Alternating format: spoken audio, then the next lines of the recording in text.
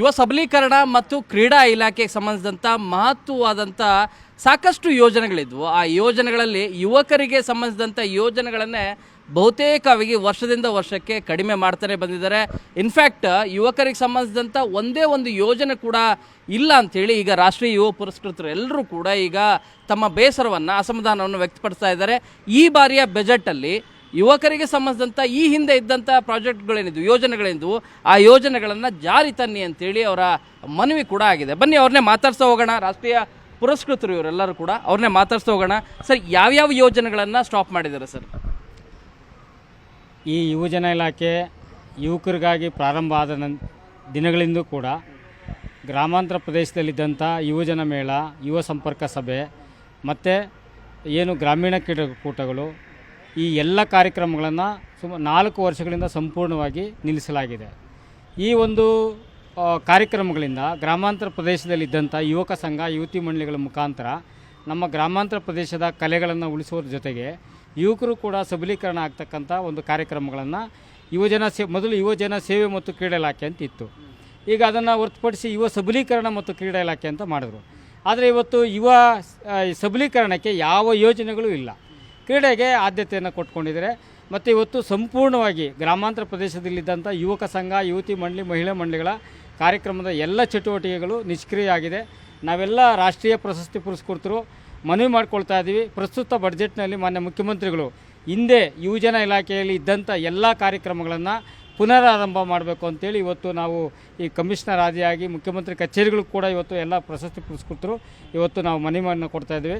ಈ ಕಾರ್ಯಕ್ರಮವನ್ನು ಯಥಾವತ್ತಾಗಿ ಪುನರಾರಂಭ ಮಾಡಬೇಕು ಅಂತಕ್ಕಂಥದ್ದು ನಮ್ಮದು ಒತ್ತಾಯ ಸರ್. ಮೇಡಮ್, ಮೊದಲು ಈ ಯೋಜನೆಗಳು ಜಾರಿ ಮಾಡೋದ್ರಿಂದ ಏನು ಅನುಕೂಲ ಆಗ್ತಾ ಇತ್ತು? ಈಗ ಸ್ಟಾಪ್ ಮಾಡಿದ್ರೆ ಏನು ಅನನುಕೂಲ ಆಗುತ್ತೆ? ನೋಡಿ, 1994ರಿಂದ ಬಹುಶಃ ನಾವು ಇಲ್ಲಿರೋರು ಎಲ್ಲರೂ ಅನೇಕರು ನಾವೆಲ್ಲ ಒಂದೇ ಸಮಕಾಲೀನರು. ಹಾಗಾಗಿ ಅನೇಕ ಕಾರ್ಯಕ್ರಮಗಳಲ್ಲಿ ನಾವೆಲ್ಲ ತೊಡಗಿಸ್ಕೊಂಡಿದ್ವಿ. ಯುವಜನ ಸೇವೆ ಮತ್ತು ಕ್ರೀಡಾ ಇಲಾಖೆ ಅಂತ ಹೇಳಿ ಆಗ ಇದ್ದಿದ್ದು. ಆ ಇಲಾಖೆಯ ಮುಖಾಂತರ ಅನೇಕ ಸಾವಿರಾರು ಯುವಕರು ಒಂದು ಜಿಲ್ಲೆಯಲ್ಲಿ ನಾವು ಲಕ್ಷಾಂತರ ಯುವತಿಯರು, ಇಲ್ಲಿ ಯುವಕರಷ್ಟೇ ಇಲ್ಲ, ಯುವತಿಯರು, ಯುವಜನತೆ ಅಷ್ಟೂ ಜನ ತಯಾರಾಗ್ತಿದ್ರು, ಒಬ್ಬ ಶಕ್ತಿಯಾಗಿ ತಯಾರಾಗ್ತಿದ್ರು. ಆಗ ಇದ್ದಿದ್ದ ಕಾರ್ಯಕ್ರಮಗಳು ಅವರನ್ನು ಸಬಲೀಕರಣ ಮಾಡೋದ್ರ ಜೊತೆಗೆ ಅವರ ಮಾನಸಿಕ ಸದೃಢತೆಯನ್ನು ಗಟ್ಟಿಗೊಳಿಸ್ತಾ ಇತ್ತು, ತರಬೇತಿಯನ್ನು ಕೊಡ್ತಾ ಇದ್ರು, ಬೇರೆ ಬೇರೆ ರೀತಿಯಲ್ಲಿ ಜಾಗೃತಿಯನ್ನು ಅವರಿಗೆ ಮೂಡಿಸುವಂಥ ಒಂದು ಕೆಲಸಗಳಾಗ್ತಾಯಿತ್ತು. ಒಳಾಂಗಣ ಕ್ರೀಡಾಂಗಣ ಒಂದು ತರಬೇತಿ ಅಂತ ಹೇಳಿ ಇಲ್ಲಿ ಯವನಿಕದಲ್ಲಿ ಒಂದು ಕಾರ್ಯಕ್ರಮ ನಡೀತಾ ಇತ್ತು.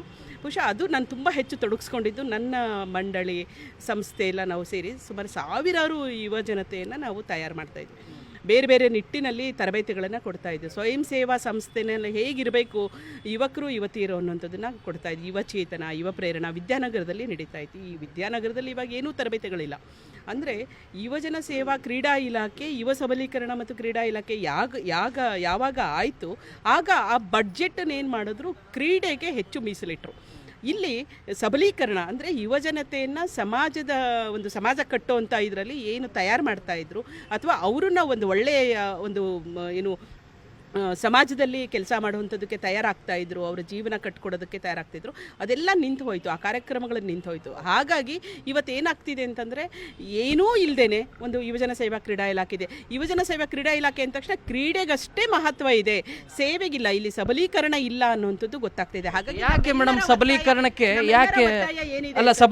ಯಾಕೆ ಸ್ಟಾಪ್ ಮಾಡಿರೋದು? ಯಾಕೆ ಏನಂತ ಏನು ಹೇಳ್ತಾರೆ ಸರ್? ಈಗ ಆಡಳಿತ ನಡೆಸ್ತಾ ಇರೋದು ಕೇಂದ್ರ ಸರ್ಕಾರ ಆಗಿರ್ಬೋದು, ರಾಜ್ಯ ಸರ್ಕಾರ ಆಗಿರ್ಬೋದು, ಸುಮಾರು 5 ವರ್ಷಗಳಿಂದ ಎಲ್ಲವನ್ನು ನಿಲ್ಲಿಸಿದ್ದಾರೆ. ಇಲಾಖೆ ಏನಕ್ಕೆ ಮೇಡಮ್? ಏನು ರೀಸನ್ ನೀವು ಕೇಳಿದ್ರೆ ಏನು ಹೇಳ್ತಾರೆ ಸರ್? ನಾವೆಲ್ಲ ಈ ಇಲಾಖೆಯಿಂದ ಬಂದಿರೋ, ಇವಾಗ ರಾಷ್ಟ್ರ ಪ್ರಶಸ್ತಿ ಅಂತ ಹೆಮ್ಮೆಯಿಂದ ನಾವು ಹೇಳ್ಕೊಳ್ತೀವಿ, ಭಾರತ ಸರ್ಕಾರದಿಂದ ಕೊಟ್ಟಿರೋದು ರಾಜ್ಯ ಪ್ರಶಸ್ತಿ ಪುರಸ್ಕೃತರು ಅಂತ ಹೆಮ್ಮೆಯಿಂದ ಹೇಳ್ಕೊಳ್ತೀವಿ. ನಾನು ಗ್ರಾಮೀಣ ಪ್ರತಿಭೆ, ನಾನು ಗ್ರಾಮೀಣದಲ್ಲಿ ಸಾಮಾನ್ಯ ಮಹಿಳೆ, ಒಂದು ರೈತ ಕುಟುಂಬದಿಂದ ಬಂದಿರೋಂಥ ಮಹಿಳೆ. ಆ ಥರ ಇರುವಾಗ ನಮ್ಮಂಥವ್ರಿಗೆ ಈ ಒಂದು ವೇದಿಕೆ ಸಿಕ್ಕಿದಾಗ ನಾವು ಇವಾಗ ಒಂದು ಉನ್ನತ ಸ್ಥಾನಮಾನಗಳನ್ನು ಲಭಿಸೋದಕ್ಕೆ ಸಾಧ್ಯ ಆಗುತ್ತೆ. ಅದೇ ರೀತಿ ಇವಾಗ ಯುವಕರು ಅಂದರೆ ಕಾಲೇಜು ಯುವಕರು ಅಂತ ತಿಳ್ಕೊಳ್ತೀವಿ, ಹಂಗಲ್ಲ. ಈ ಒಂದು ಇಲಾಖೆ ಇದ್ದಿದ್ದು ಯುವಜನ ಸೇವಾ ಕ್ರೀಡಾ ಇಲಾಖೆ ಇರ್ಬೋದು, ನೆಹರು ಕೇಂದ್ರ ಇರ್ಬೋದು, ಇವೆರಡು ಗ್ರಾಮೀಣದಲ್ಲಿ ಓದದೇ ಇರೋರು ಕೂಡ ಯುವಕರೇ. ಇಲ್ಲಿ ಯುವತಿ ಮಂಡಳಿ, ಮಹಿಳಾ ಮಂಡಳಿ, ಯುವತಿ ಮಂಡಳಿ ಈ ಥರ ಬರ್ತಿದ್ವಿ. ಅಲ್ಲಿ ಎಲ್ಲ ಇಲಾಖೆ ಇವಾಗ ಹೇಳಿದ್ರಲ್ವಾ ಶೋಭಾ ಅವರ, ನಮ್ಮ ಇಲಾಖೆಗಳು ಏನೇನು ಕಾರ್ಯಕ್ರಮ, ಯುವಚೇತನ, ಯುವ ಪ್ರೇರಣಾ, ಗ್ರಾಮೀಣ ಕ್ರೀಡಾಕೂಟ ಅಂದರೆ ಏನು, ಅಲ್ಲಿನ ಕ್ರೀಡೆಗಳು ಖೋ ಖೋ ಆಗಿರ್ಬೋದು, ಕಬಡ್ಡಿ ಆಗಿರ್ಬೋದು, ಮ್ಯೂಸಿಕಲ್ ಚೇರ್ ಆಗಿರ್ಬೋದು, ಈ ಥರ ಕಾರ್ಯಕ್ರಮಗಳು ರೂಪುಗೊಳ್ತಿತ್ತು. ಮತ್ತು ಗೀಗಿ ಪದ, ಲಾವಣಿ ಪದ, ಜನಪದ ನೃತ್ಯ, ಇದು ಗ್ರಾಮೀಣ ಪ್ರದೇಶದಲ್ಲಿ ಏನಿತ್ತು ಅವೆಲ್ಲ ಈ ಒಂದು ವೇದಿಕೆ ಸಿಗ್ತಿತ್ತು. ಇಂಥದ್ದನ್ನು ಮಹತ್ವದ ಕಾರ್ಯಕ್ರಮಗಳು ಇವೆಲ್ಲ ನಮ್ಮ ಒಂದು ಭಾಗ ಆಗಿತ್ತು ಯುವಜನ ಸೇವಾ ಕ್ರೀಡಾ ಇಲಾಖೆಯಲ್ಲಿ. ಆದರೆ ಇಲ್ಲಿ ನಿಲ್ಲಿಸಿದ್ದಾರೆ. ಇದನ್ನು ಮತ್ತೆ ನಾವು ಇವಾಗ ನಮಗೋಸ್ಕರ ಏನು ಕೇಳ್ತಾ ಇಲ್ಲ, ಮತ್ತೆ ನಮ್ಮ ಯುವಕರಿಗೋಸ್ಕರ, ನಮ್ಮ ಮುಂದಿನ ಒಂದು ಪೀಳಿಗೆಗೋಸ್ಕರ ಇಲಾಖೆ ಇದೆ, ಅಧಿಕಾರಿಗಳಿದ್ದಾರೆ, ಆದರೆ ಕಾರ್ಯಕ್ರಮಗಳಿಲ್ಲ. ಈ ಕಾರ್ಯಕ್ರಮಗಳನ್ನು ಮತ್ತೆ ಪುನರಾರಂಭಿಸಬೇಕು ಅನ್ನೋದೇ ನಮ್ಮೆಲ್ಲರ ಒತ್ತಾಯ. ಯಾವಾಗಿಂದ ಸರ್ ಸ್ಟಾಪ್ ಆಗಿರೋದು, ಏನು ರೀಸನ್ನು? ಸುಮಾರು ಈಗ 5 ವರ್ಷ ಆಯ್ತೆಲ್ಲ ಕಾರ್ಯಕ್ರಮ ನಿಲ್ಲಿಸಿ. ಬಟ್ ಟೋಟಲಿ ಇಲಾಖೆಯವ್ರಿಗೆ ಗೊತ್ತು, ಯುವಜನ ಈ ಕಡೆ ಇಲಾಖೆಯವರು ಟೋಟಲಿ ಯುವಕರಿಗೆ ಏನು ಪ್ರೋತ್ಸಾಹ ಕೊಡ್ತಕ್ಕಂಥ ಎಲ್ಲ ಕಾರ್ಯಕ್ರಮಗಳಿಗೆ ಇವತ್ತು ನಿಲ್ಲಿಸಿಬಿಟ್ಟಿದ್ದಾರೆ. ಇವತ್ತು ಯಾಕೆ ನಿಲ್ಲಿಸಿದ್ದಾರೆ ಅಂತಕ್ಕಂಥದ್ದು ಅರ್ಥ ಆಗ್ತಾ ಇಲ್ಲ. ಅದಕ್ಕೆ ನಾವು ಮತ್ತೊಮ್ಮೆ ಎಲ್ಲರೂ ಸೇರಿಕೊಂಡು ಇವತ್ತೇ ಮತ್ತೆ ಬಜೆಟ್ ಮೂಮೆಂಟ್ನಲ್ಲಿ ನಾವು ಅದನ್ನು ಮತ್ತೆ ಮನವಿ ಮಾಡ್ಕೊಳ್ತಾ ಇದ್ದೀವಿ. ಆ ಹಿಂದೆ ಇದ್ದಂಥ ಎಲ್ಲ ಯೋಜನೆಗಳನ್ನು ಮತ್ತೆ ಪ್ರಾರಂಭ ಮಾಡಬೇಕು. ಸಮಾಜದಲ್ಲಿ ಯುವಕರಿಗೆ ಒಂದು ಆದರ್ಶಪರವಂಥ ತರಬೇತಿಗಳನ್ನು ಕೊಡ್ತಾಯಿದ್ರು, ಅದೆಲ್ಲವನ್ನು ಸಿಗಬೇಕಂತಕ್ಕಂಥದ್ದು ನಮ್ಮೆಲ್ಲರ ಒಟ್ಟಾರೆ ಅಭಿಪ್ರಾಯವಾಗಿದೆ. ಹೇಗೆ ಸರ್, ಏನು ರಾಜ್ಯ ಮಟ್ಟದಲ್ಲಿ ಮಾತ್ರನಾ ಅಥವಾ ಜಿಲ್ಲಾ ಮಟ್ಟದಲ್ಲೂ ಇರುವಂಥ ಪ್ರೋಗ್ರಾಮ್ಗಳೆಲ್ಲ ಸ್ಟಾಪ್ ಆಗಿದ್ದಾವೆ? ಅದರಲ್ಲಿ ಏನಾಗಿದೆ, ಈ ಯುವಜನ ಮೇಳ, ಯುವ ಸಂಪರ್ಕ ಸಭೆಗಳು ನಿಂತಿದ್ದರಿಂದ ಏನಾಗಿದೆ ಅಂತ ಹೇಳಿದ್ರೆ, ನಮ್ಮ ಯುವಜನ ಸೇವಾ ಕ್ರೀಡಾ ಇಲಾಖೆ ಕಡೆಗೆ ಬರ್ತಿದ್ದಂಥ ಯುವಜನರು ನಾಪತ್ತೆ ಆಗಿಬಿಟ್ಟಿದ್ದಾರೆ. ಹಳ್ಳಿಗಳಲ್ಲಿ ವಿವೇಕಾನಂದ ಯುವಕ ಸಂಘ, ವಿಶ್ವೇಶ್ವರ ಯುವಕ ಸಂಘ, ಮಹಾತ್ಮ ಗಾಂಧಿ ಯುವಕ ಸಂಘ ಅಂತೇಳಿ, ಝಾನ್ಸಿ ರಾಣಿ ಲಕ್ಷ್ಮೀಬಾಯಿ ಯುವತಿ ಮಂಡಳಿ ಅಂತೇಳಿ ಮಹನೀಯರ ಹೆಸರಲ್ಲಿ ಯುವಕ ಸಂಘ ಯುವತಿ ಮಂಡಳಿಗಳ ಕಟ್ಕೊಂಡು ನಮ್ಮ ಜಾನಪದ ಸಂಸ್ಕೃತಿ, ಜಾನಪದ ಉಳಿವು ಯುವಜನರ ತಲೆಮಾರಿನ ಮೇಲೆ ನಿಂತಿತ್ತು. ಯುವಜನರು ನಮ್ಮ ಸಂಸ್ಕೃತಿಯ ಬೇರುಗಳು, ಅವ್ರ ಮೂಲಕ 16 ಥರದ ಜಾನಪದ ಕಲೆಗಳನ್ನು ಈ ಯುವಜನ ಮೇಳದ ಮೂಲಕ ಒಂದು ಒಳ್ಳೆ ಕಾರ್ಯಕ್ರಮ ಇತ್ತು. ಇವತ್ತು ಅದೆಲ್ಲವೂ ಕೂಡ ನಶಿಸಿ ಹೋಗುವಂಥ ಸ್ಥಿತಿಯಾಗಿದೆ. ಒಂದು ವರ್ಷಕ್ಕೆ ಅಂದಾಜಾಗಿ ಯುವಕರು ಅಂದರೆ ಯುವಕ ಯುವತಿಯರು ಎಲ್ಲರೂ ಕೂಡ ಪಾರ್ಟಿಸಿಪೇಟ್ ಮಾಡ್ತಿದ್ರು. ಎಷ್ಟು ಜನ ಪಾರ್ಟಿಸಿಪೇಟ್ ಮಾಡ್ತಾ ಇದ್ರು ಸರ್? ಸಾವಿರಾರು ಜನ ಪಾರ್ಟಿಸಿಪೇಟ್ ಮಾಡ್ತಿದ್ರು. ಯಾಕೆಂದರೆ ಇದು ಯುವಜನ ಮೇಳಗಳು ಅಂದರೆ ಹಿಂದೆ 1980 ದಶಕದಲ್ಲಿ ಗ್ರಾಮೀಣ ಕ್ರೀಡೆಗಳು ಅಂತ ಇತ್ತು. ಅಲ್ಲಿ ಲಗೋರಿ, ಗಿಲ್ಲಿ ದಾಂಡು ಈ ಥರದ್ದೆಲ್ಲ ಆಕ್ಟಿವಿಟೀಸ್ಗಳಿರ್ತಿತ್ತು.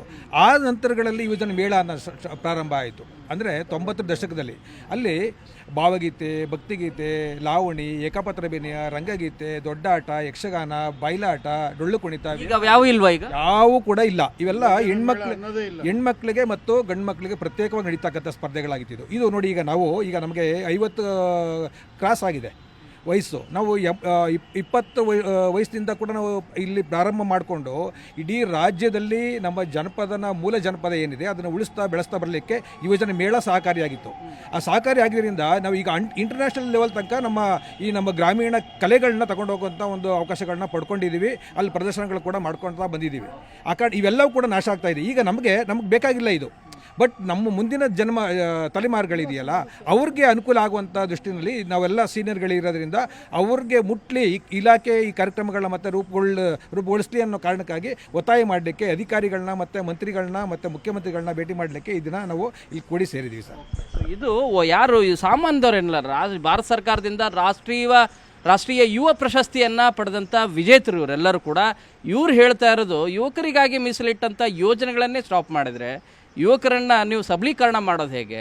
ಬಹುಶಃ ಈ ಡಿಪಾರ್ಟ್ಮೆಂಟನ್ನು ಯುವ ಸಬಲೀಕರಣಕ್ಕೆ ನೀವು ಏನೂ ಮೀಸಲಿಡದೇ ಇದ್ದರೆ ಯುವ ಸಬಲೀಕರಣ ಅನ್ನೋವಂಥ ಪದನೇ ತೆಗೆದು ಬರೀ ಕ್ರೀಡಾ ಇಲಾಖೆ ಅಂತ ಮಾತ್ರ ಹೆಸರಿಟ್ಟರೆ ಒಳ್ಳೆಯದು ಅನ್ನುವಂಥ ಅಸಮಾಧಾನವನ್ನು ಕೂಡ ವ್ಯಕ್ತಪಡಿಸ್ತಾ ಇದ್ದಾರೆ. ಬೆಂಗಳೂರಿಂದ ಕ್ಯಾನಪಸನ್ ಎಡ್ವಿನ್ ಜೊತೆ ಶರಣು ಹಂಪಿ, ನ್ಯೂಸ್ 18.